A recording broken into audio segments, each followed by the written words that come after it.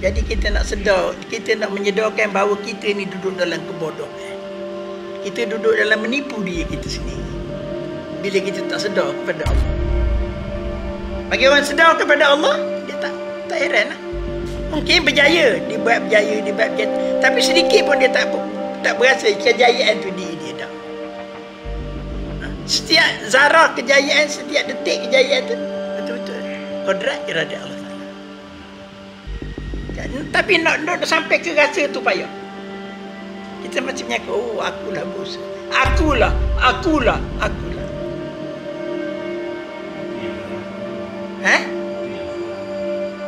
Itu yang tipu tu. Itu bohong kepada diri kita sendiri. Dusta kepada diri sendiri. Itulah kononnya. Betul sangat. Itulah kita. Assalamualaikum warahmatullahi wabarakatuh. Alhamdulillahilladzi arsala rasulahu bil huda wa dinil haqq liyudhhirahu 'ala dini kulli wa kafa billahi shahida. Asyhadu an la ilaha illallah wa asyhadu anna Muhammadan 'abduhu wa rasuluh.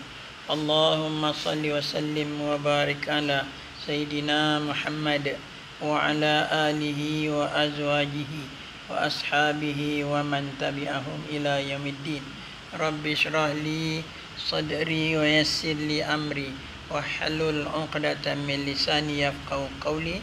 Subhanaka la ilma lana illa ma 'allamtana innaka antal alimul hakim. Bismillahirrahmanirrahim.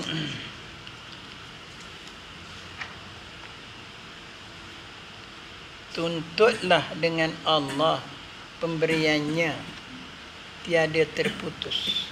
Kata Syekh, ma tawaqqafa matlabun anta talibuhu bi rabbika wala tayassara matlabun anta talibuhu bi nafsik. Maksudnya, apa yang engkau tuntut menerusi Tuhanmu itu tiada terputus.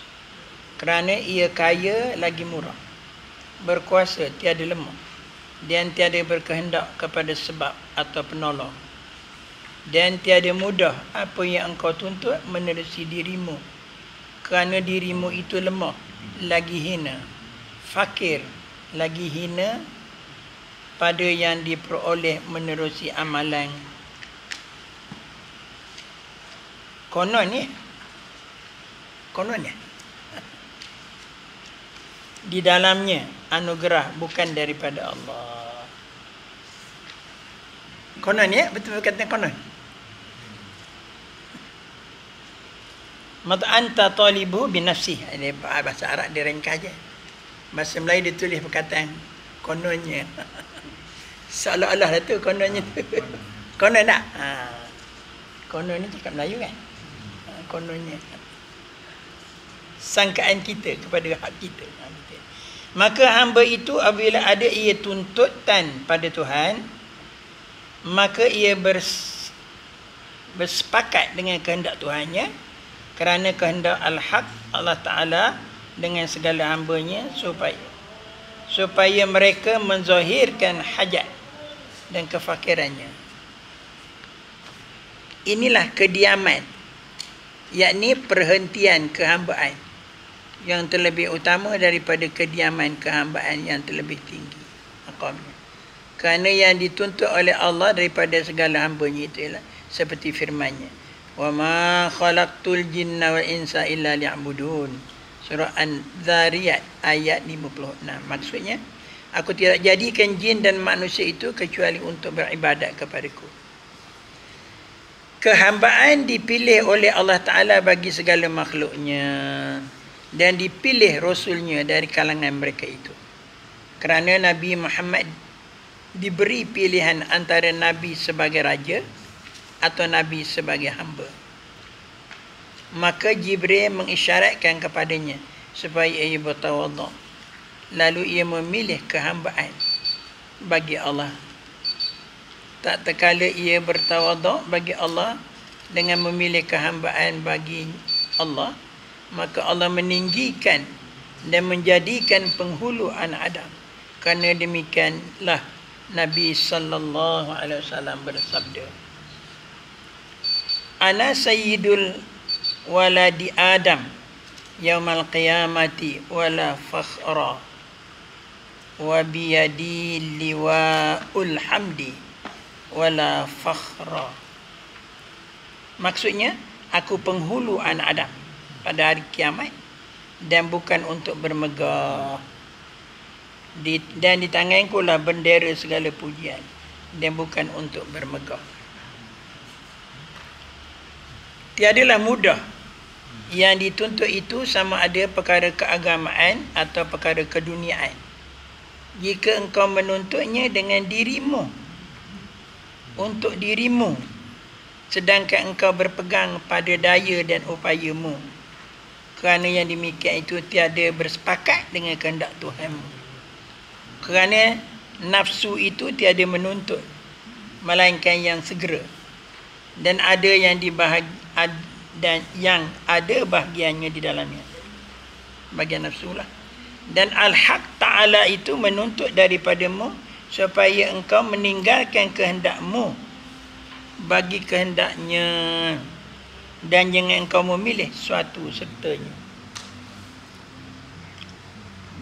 Maka sesiapa yang ada di dalam hal tawajuhnya oleh qasadnya dan kesudahan urusannya, tuntutannya menerusi baginya sampainya menerusi kepadanya dan kembalinya kepada baginya, dan yang demikian itu adalah dalil atas sah kesudahannya dan sampai kepada darjat yang kamal. Pendek aja sarung. Baik ahli jemaah sekalian, kata hikmah daripada tuan guru kita Syekh Ibn Ata'illah As-Sakandari ini, kalau apa dia kata, apabila kamu ditimpa musibah, hendaklah kamu sabar. Dan sebesar-besar musibah ialah musibah orang yang dicuba tetapi tiada sabar ia.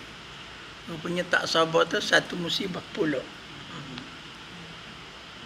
Lebih besar lagi, bala yang menimpa kita, kesusahan dan sebagainya tu, satu bala daripada Allah. Tapi bila kita tak sabar, itu satu bala lain. Satu bala yang lain pula. Nampak ke gini tuan-tuan? Contohnya macam COVID lah.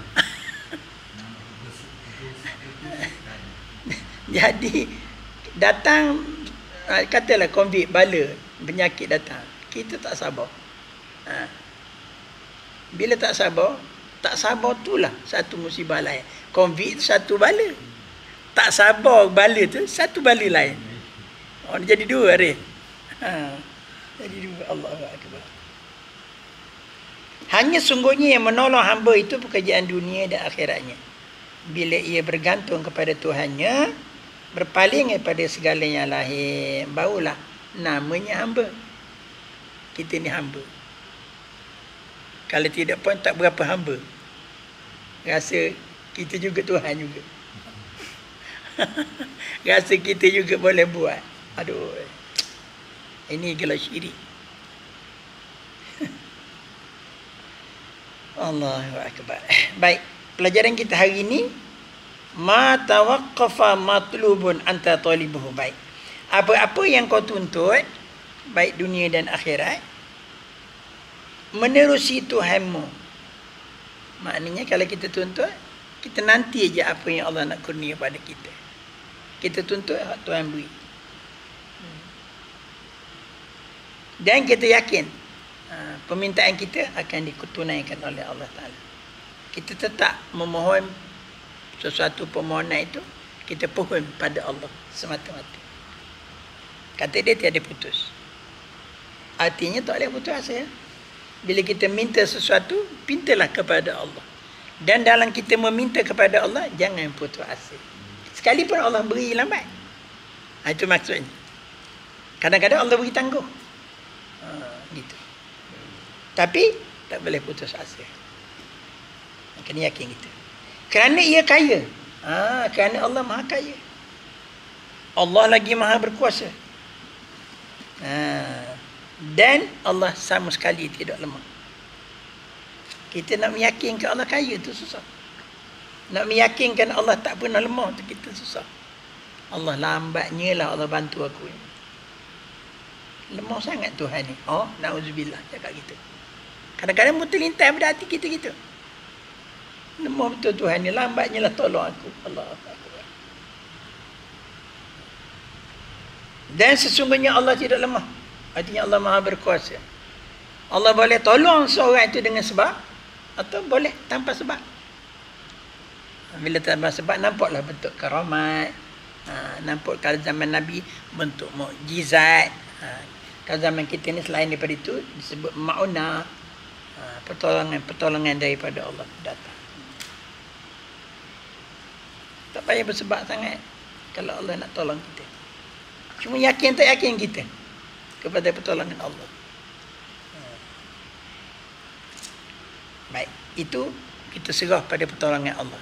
Yang kedua, tidak mudah bagi engkau kalau kau menuntut sesuatu itu menerusi dirimu.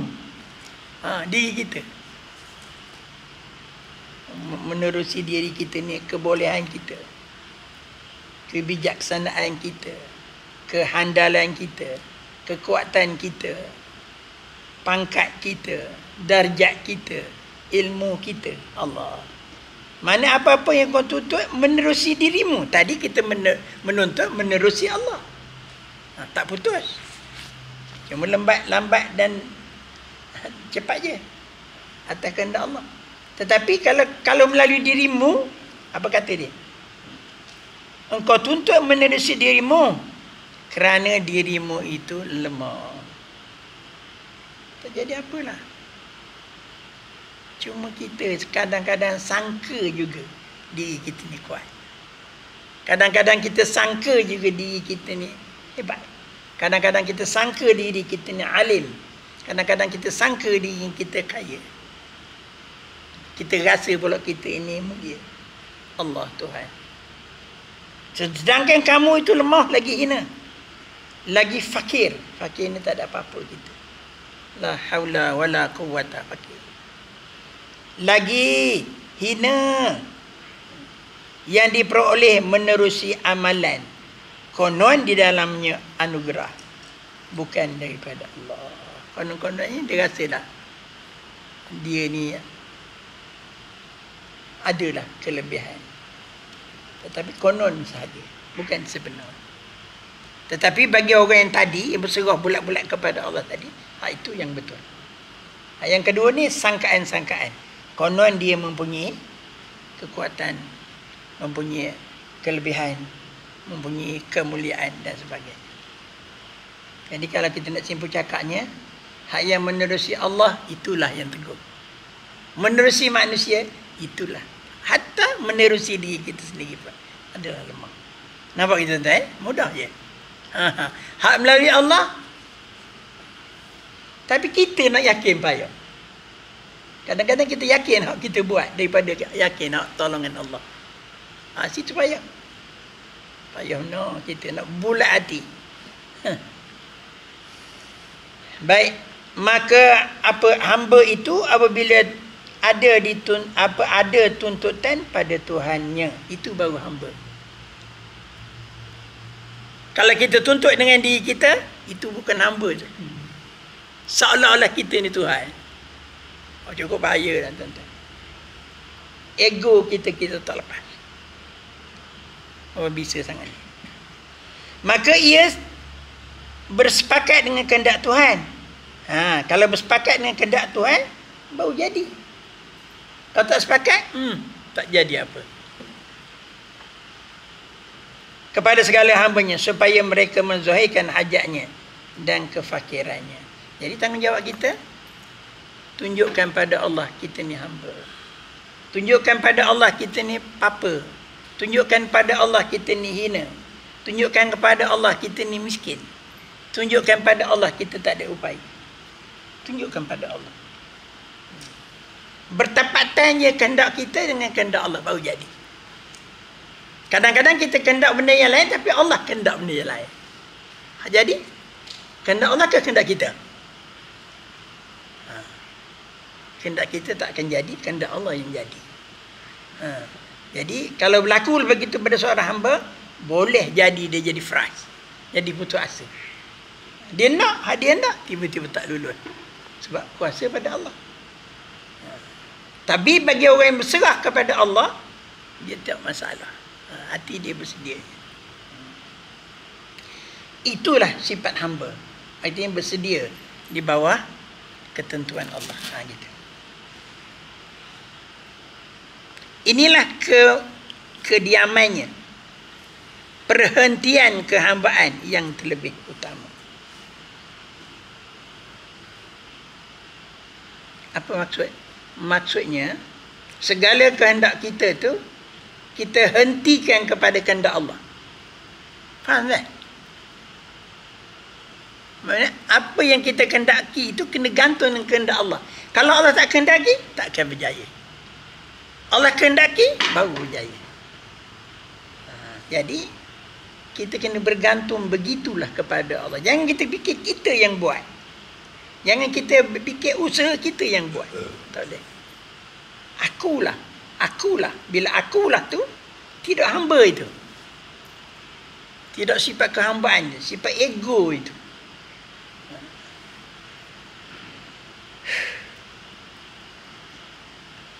Tak dapat tunduk di bawah kehendak Allah. Tak dapat tunduk di bawah ketentuan daripada Allah. Bukan hamba itu.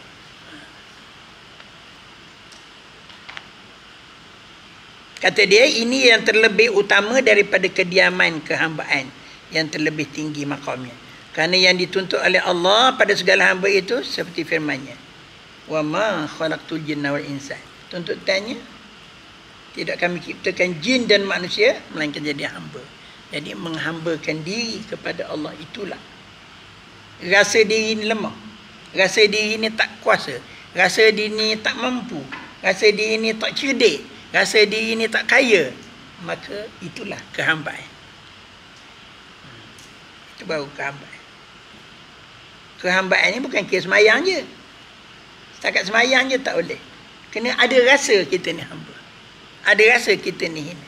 Ada rasa kita ni tak berkuasa. Ada rasa Allah berkuasa. Ada rasa Allah tu maha mulia. Ada rasa Allah tu maha agung. Nampak kita? Oh jadi. Dia ada dua pandangan. Satu pandangan tentang diri kita. Satu pandangan tentang Allah. Sebab tu pandangan ahli sufi, ahli masyaikh kita kata, apabila seorang hamba itu merasa dia paling hina. Dia rasa kita lah orang yang paling banyak dosa. Kita lah orang yang paling hina. Kita lah orang yang paling lemah. Kita lah orang yang paling tak ada upaya. Kita lah orang yang paling miskin, tak ada apa-apa. Kalau kita merasa sehina-hina itu kita, sebenarnya di waktu itu terbuka bahawa kita merasai Allah Maha Mulia. Allah Maha Agung. Allah Maha Berkuasa. Allah Maha Kaya. Jadi opposite tentang. Itu kalau sempurna menghina diri, artinya sempurnalah kita memuliakan Allah Ta'ala. Faham kan Ustaz? Gitu duduknya. Jadi tanggungjawab kita kena turun ke diri kita ni ke taraf hina sungguh. Barulah kita sampai kepada rububiyah, mulianya Allah. Kita ubudiyah, menghina diri. Allah rububiyah, keagungannya. Jadi gitu. Tapi kalau kita merasa hina diri pun tak berapa terasa. Rasa aku ni handal lagi, rasa aku ni kuat lagi, rasa aku ni kaya lagi, rasa aku ni mewah lagi. Bila rasa gitu, tak pernah merasa kehambaan. Tak akan terbuka hijab untuk melihat kebesaran Tuhan. Kalau gitu. Faham itu ya?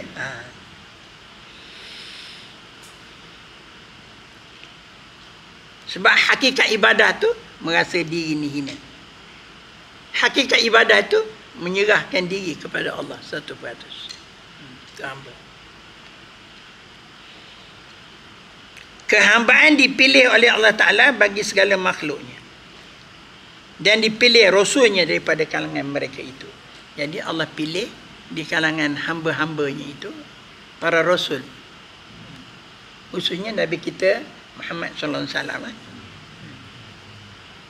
Kerana Nabi Muhammad diberi pilihan antara Nabi lagi raja atau Nabi sebagai hamba. Tak tahu Allah duga Nabi SAW ke. Sebenarnya Allah memang bentuk hati Nabi SAW. Memang bentuk. Sebab tu Allah sebut, innaka la'ala khuluqin azim. Kamu adalah semulia-mulia akhlak. Kerana hati Rasulullah itu sendiri dah cukup. Cukup kehambaannya. Cukup merendah diri. Hati Rasulullah itu sendiri tidak langsung membesar diri. Dia sangat berasa diri hamba. Sebab itu Allah istilah hamba ni dalam hubungan kita dengan Tuhan sangat mulia. Tapi kalau sama kita ni hamba ni hinalah kan. Hamba orang, hina. Itu istilah sesama manusia.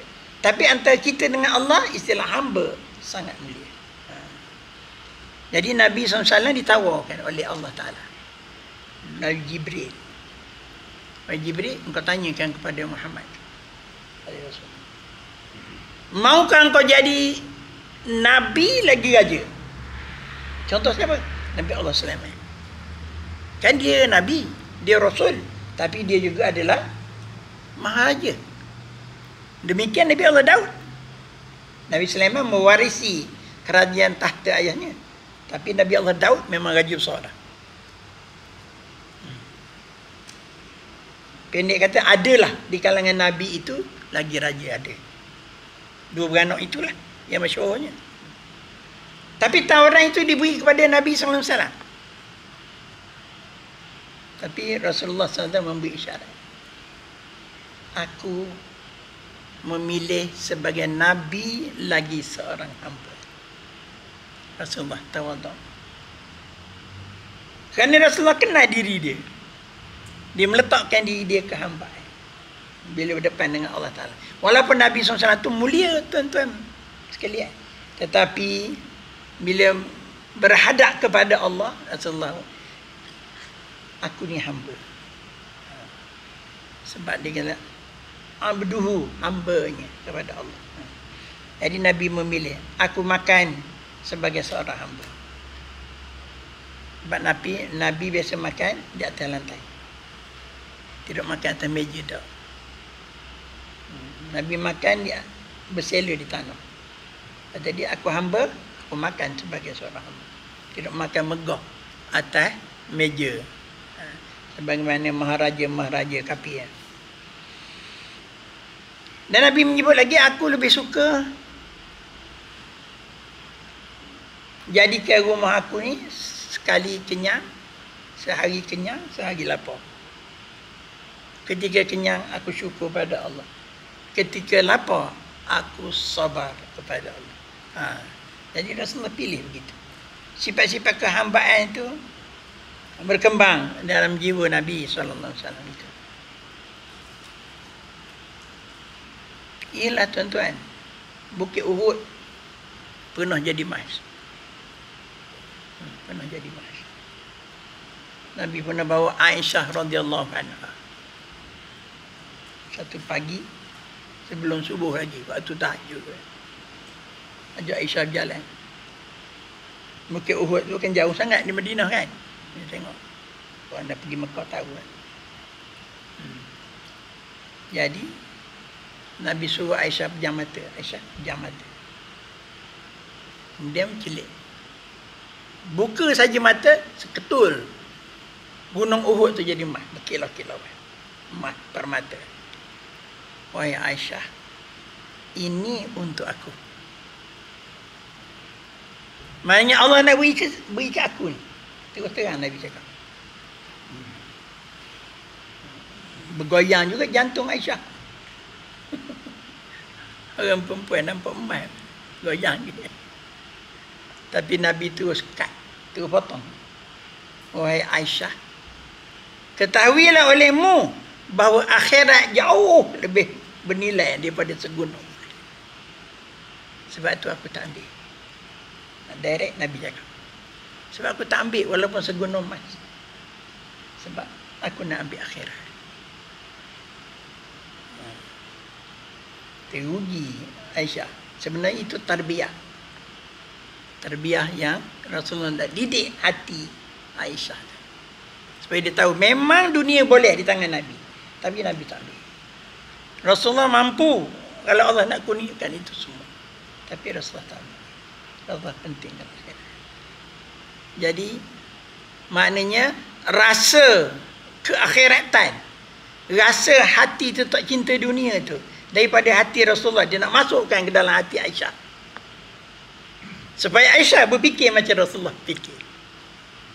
Tapi akhirnya betul tak? Ada riwayat setelah baginda wafat, Aisyah berpagi-pagi lagi datang orang ke rumah dia. Bawa 12,000 dirham. Oh, banyaklah 12,000 dirham. Masa tu tuan-tuan. Serah ke Aisyah. Aisyah puasa itu.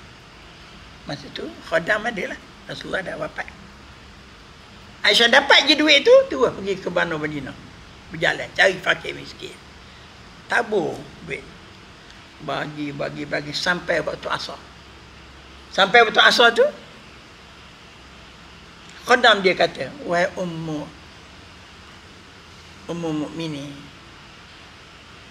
kita ni puasa. Sedangkan untuk alat berbuka tak ada apa-apa. Rezeki untuk berbuka tak ada apa-apa. Apa jawab Aisyah? Kenapa engkau baru beritahu sekarang? Tak beritahu tadi. Sedangkan duit 12,000 dirham dah habis licin. Beri belaka pada orang. Nampak tuan-tuan? Hasil daripada Nabi Rasulullah SAW tarbiyah Aisyah berdepan dengan gunung Uhud. Akhirnya Aisyah 12,000 dirham pun tak ada rasa apa-apa.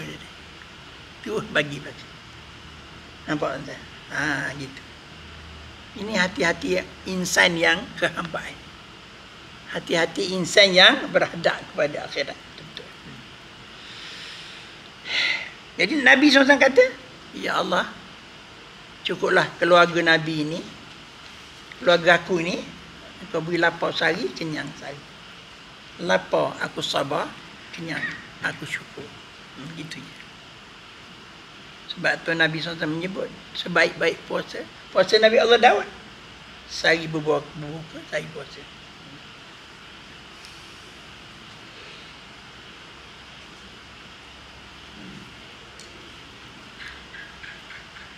Tawaduknya baginda SAW memilih kehambaan bagi Allah. Tak milih raja.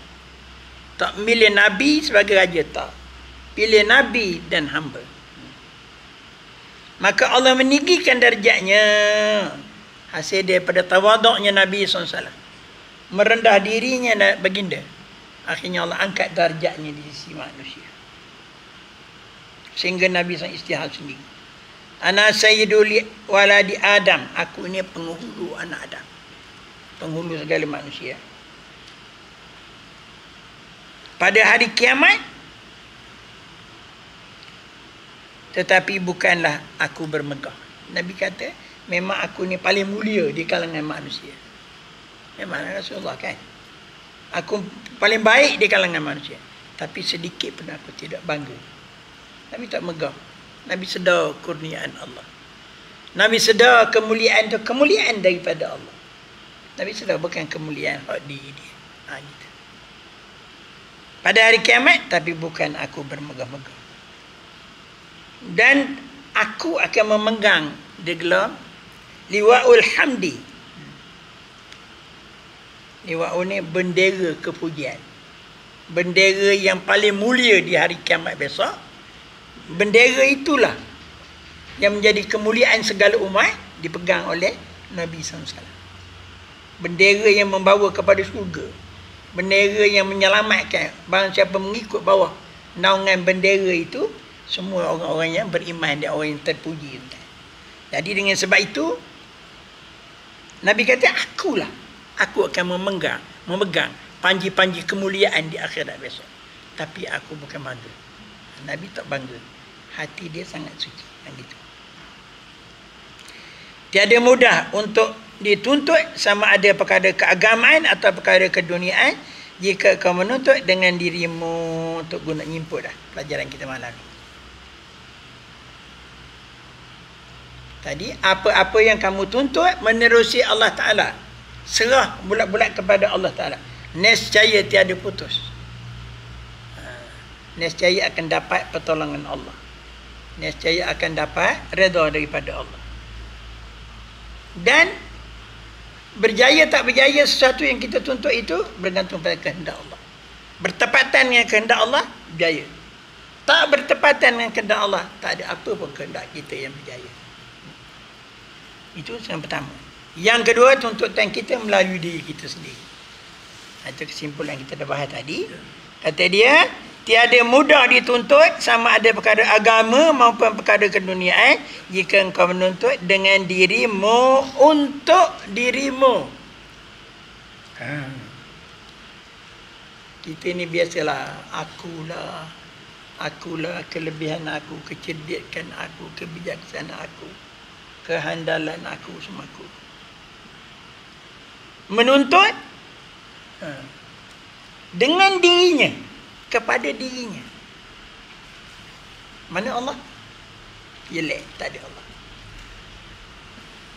Saja je Tok Guru kita perli, tiada mudah. Sebenarnya bukan tak mudah, tak dapat lalu. Tak jadilah mudah. Boleh jadi ke kalau kita tuntut dengan kuasa kita?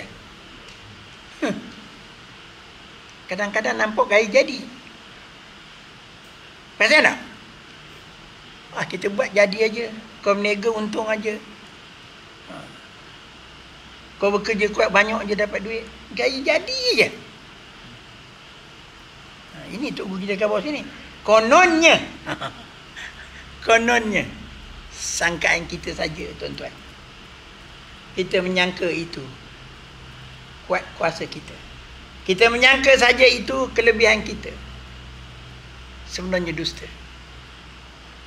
Itu dusta, tuan-tuan.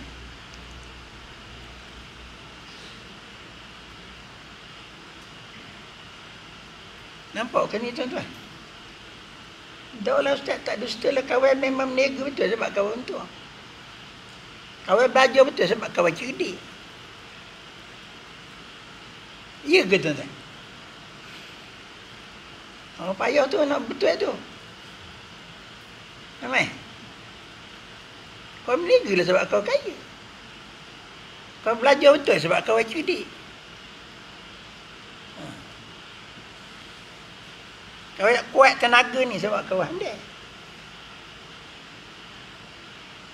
Payah ni, tuan-tuan. Saya tidak Ustaz Nafiri khabar bohong.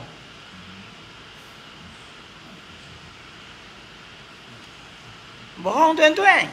Kita membohongi diri kita sendiri. Kita mendustakan diri kita sendiri. Kita rasa usaha kita. Kita rasa ikhtiar kita. Rasa kelebihan kita. Kita penipu. Faham tak? Tak adalah ustaz nipu apa. Memang kau kerja kau dapat. Itu namanya sangkaan hamba. Jadi nak buat kesimpulan macam mana?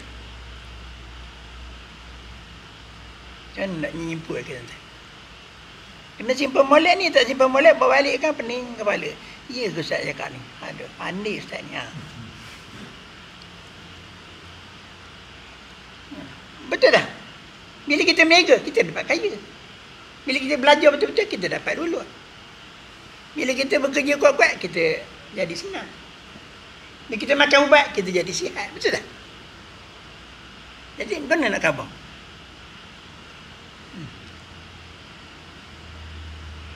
Tak betul ustaz ngajar ni, ajaran sesat ke? Tak biar betul-betul ni nanya molek. Minta dia membuat kesimpulan. Kan ni?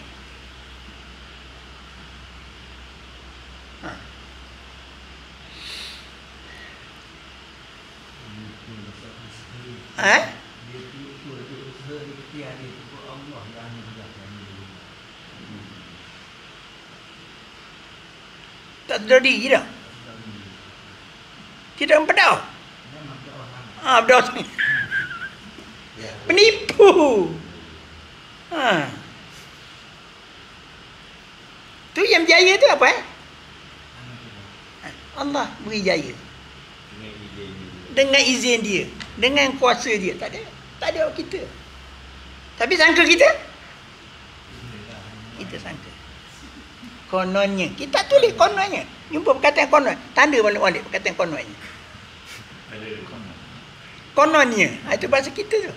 Tapi itu antara kita dengan diri kita dulu kan. Kita konon rasa kita betul. Padahal benda tu sebenarnya memang totally Allah yang totally Allah. Totally Allah. Tapi sangka kita? Itulah. Antara kita dengan diri kita. Maknanya kita ni kan gaya. Bila kita dengan diri kita, kita duduk dalam sangka. Padahalnya banyak orang yang tak berjaya. Kenapa pula? Tapi kalau orang tak berjaya, baru kita sedar. Tapi bila kita berjaya semua, kita tak sedar. Tak sedar itu hak Allah Ta'ala. 24 jam kerja. Dia memang dia lah kata dia. Ada yang macam tu, dia tak kisah sangat. Dia kerja setengah jam, dia kaya. Dia rasa dia okey. Lagi pulanya. Setengah jam dapat 20,000. Lagi pana itu. Lagi pana. Lupa dia. Allah penuh lalu tuan-tuan. Jadi kita nak sedar, kita nak menyedarkan bahawa kita ni duduk dalam kebodohan. Kita duduk dalam menipu diri kita sendiri. Bila kita tak sedar kepada Allah. Bagi orang sedar kepada Allah, dia tak heran lah. Mungkin berjaya, dia buat berjaya. Tapi sedikit pun dia tak berasa kejayaan tu diri dia dah. Setiap zarah kejayaan, setiap detik kejayaan tu betul-betul kodrat iradat Allah Taala. Tapi nak sampai ke rasa tu payah. Kita macam mengaku, akulah bos. Akulah. Itu yang salah dulu. Itu yang salah. Itu yang tipu tu. Itu bohong kepada diri kita sendiri. Dusta kepada diri sendiri. Itulah kononnya. Betul sangat. Itulah kita. Tak jumpa dah perkataan konon. Ada ayat Allah sengaja dia kadang-kadang nak sesat orang tu, dia turut sangkaan. Dia turut sangkaan tu. Kononnya ada tu sini dalam bracket tu. Dalam apa ni dictionary ada. Kamus. No this one. Kononnya ada. Dalam cakap bahasa Melayu ada.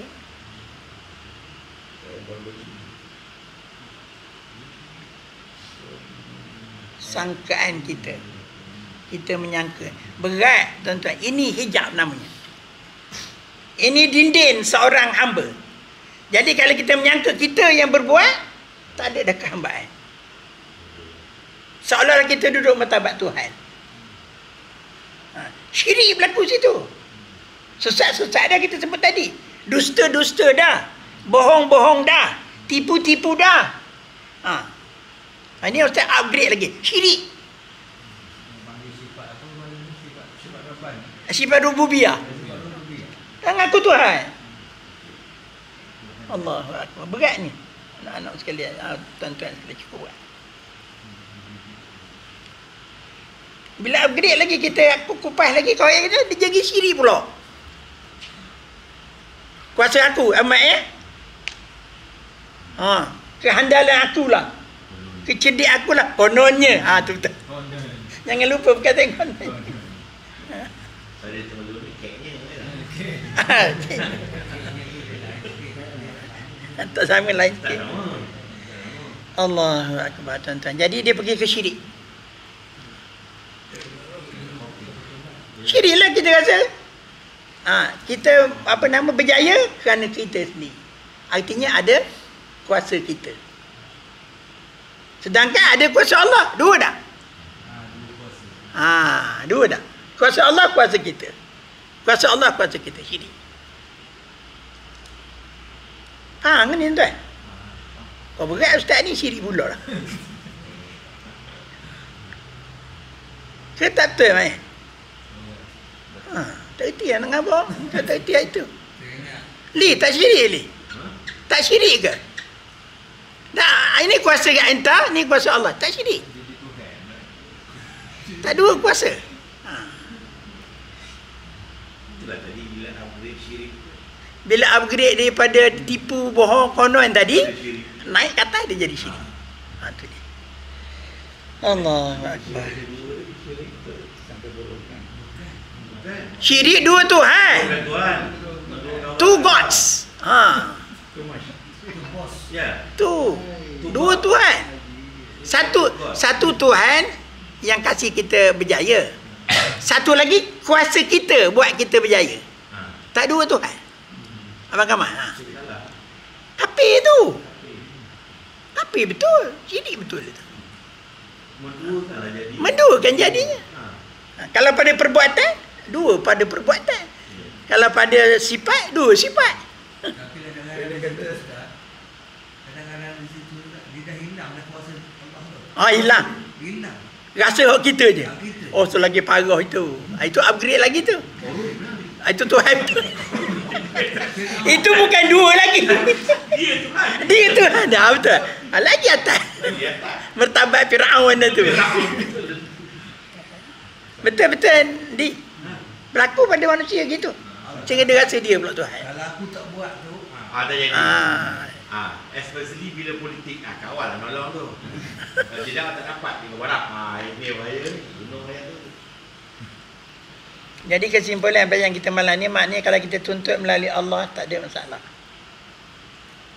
Cuma kadang-kadang kita sangka ke masalah pula sebab Allah beri lambat kan. Kadang Allah beri melalui ujian dulu. Bagilah. Sebab tu kalau kita perhalusi tentang doa, doa ni dimakbulkan Allah 8 cara. 8, bayang sampai 8. Sekurang-kurangnya 4. Yang pertama, Allah beri terus apa yang kita minta. Satu. Yang kedua, Allah tak beri, tapi Allah tolakkan bala. Tukarkan, tak jadi bala.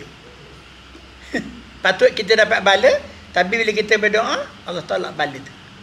Artinya makbul doa kita. Kita doa nilai, tapi dapat nilai, tolak bala dapat. Atau Allah tangguhkan dia punya pahala. Akhirat so kita ambil pahala. Yang ketiga. Yang keempat, kadang-kadang Allah gantikan dengan benda lain. Kita nak benda ni, tapi Allah ganti benda yang lebih baik pada kita. 4 tu sekurang-kurang. Gitu. Bila ada tempoh masa begitulah, jari hati kita ada. Lambatnya Tuhan diakuni. Itu sajalah yang kita tak tembus lalu ujian begitu. Tetapi sebenarnya permohonan melalui Tuhan itulah yang betul. Tapi kalau nak melalui diri kita sendiri, kayak tadi ya.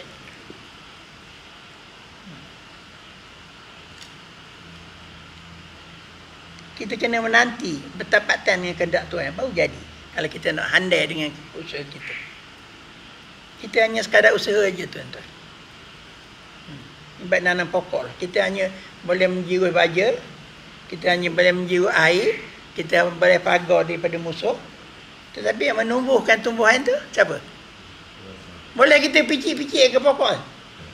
Besar cepatlah pokok ni, besar cepat pokok boleh.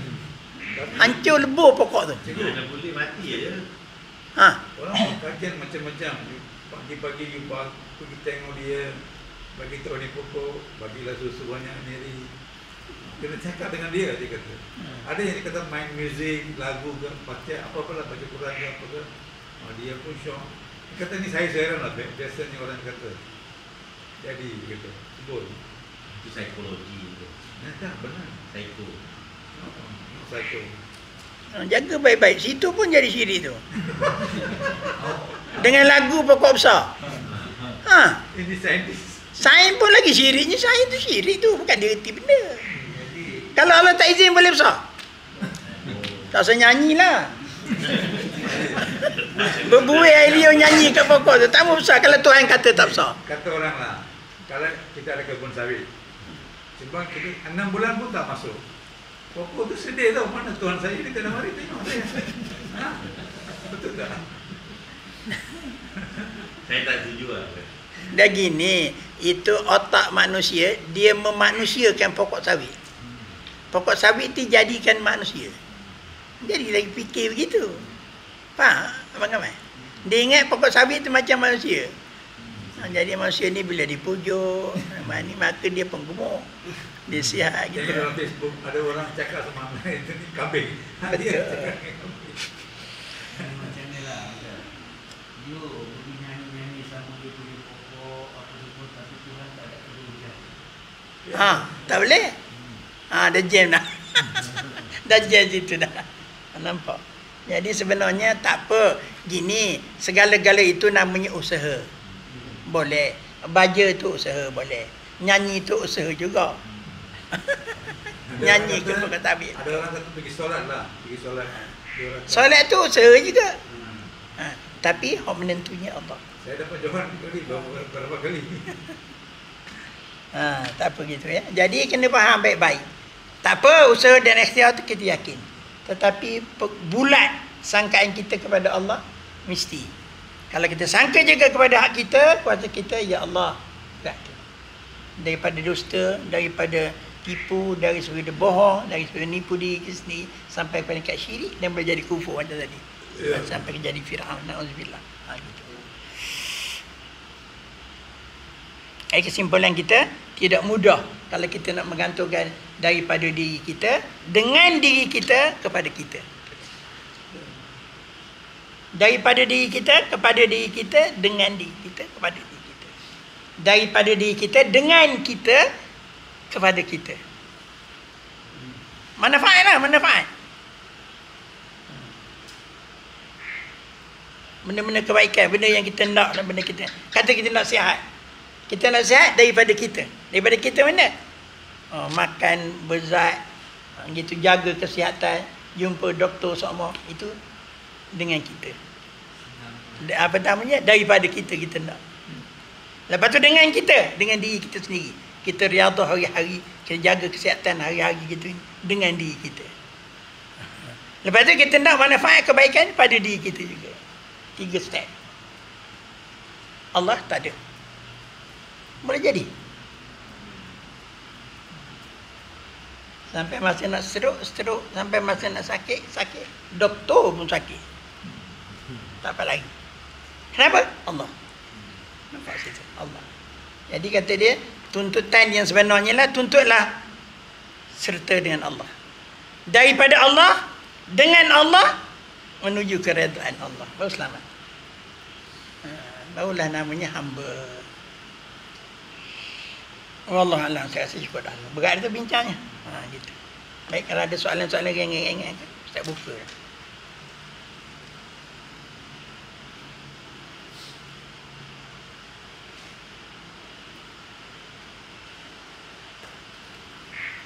Tidak dinamakan syirik kopi atau syirik jali? Syirik kopi dulu. Tapi sampai ngaku Tuhan tadi, jalilah dulu lah.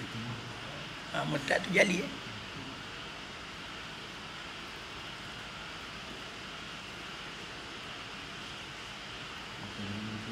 Ayat-ayat menceritakan bahawa tajali sifat Allah, sifat menjadi kalam Allah. Apa macam mana ni? Sifat aku, sifat Allah. Itu macam mana dia nak? Itu orang ngaji martabat 7 tu. Menyamakan sifat dia.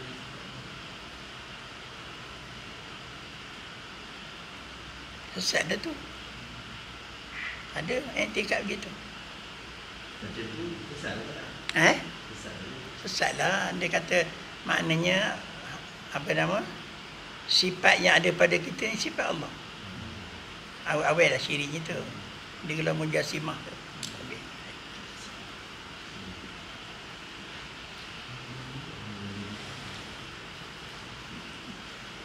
Ada Tok Guru bagi simpulan sini kata, maka sesiapa yang ada di dalam halnya tawajuh. Kita biasa tawajuh suluk je lah, zikir gitu kan. Tawajuh apa maknanya? Tawajuh ni bertemu wajah. Berhadap muka. Macam ustaz dengan tuan-tuan ni nama tawajuh lah. Berhadap muka. Jadi kalau tawajuh dengan Allah, berhadap hati ni kepada rasa ada Allah. Itu tawajuh. Rasa ada Allah sekurang-kurang.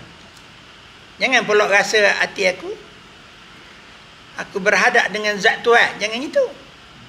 Zat Tuhan tak dapat kita nak berhadap. Tak boleh. Kita berhadap dengan adanya zat Tuhan. Itu betul. Aku berhadap dengan Tuhan duduk depan aku, seketul Tuhan duduk itu kafir gitu aja. Sesat barat.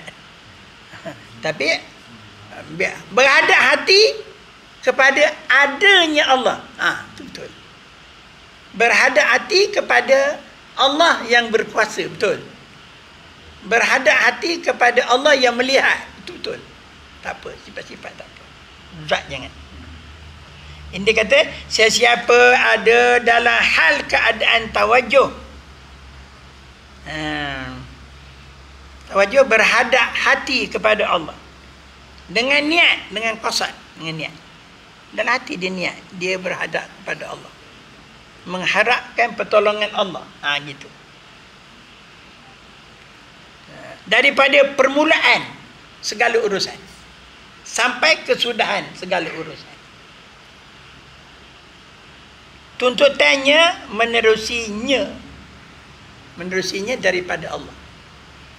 Dengannya dengan Allah. Maka sampailah kepadanya. Sampai kepada Allah. Tidak menerusi diri sendiri dah. Menerusi makhluk tak. Tak ada.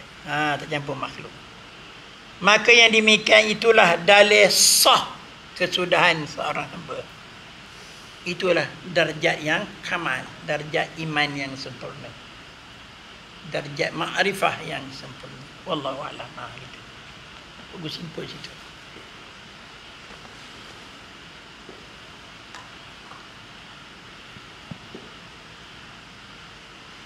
Baik, ada soalan tuan-tuan?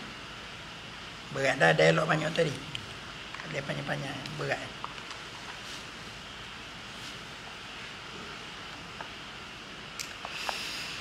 Bismillahirrahmanirrahim. Alhamdulillahirabbil alamin. Wassalamu ala asyrafil anbiya'i wal mursalin wa ala alihi washabihi ajma'in. Allahumma ja'alna minat tawwabin wa ja'alna minal mutatahhirin wa ja'alna min ibadika salihin. Rabbana atina min ladunka rahmatan wa hayyi' lana min amrina rasyada.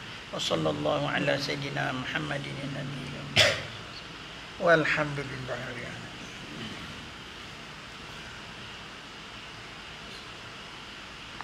Dapat rakam.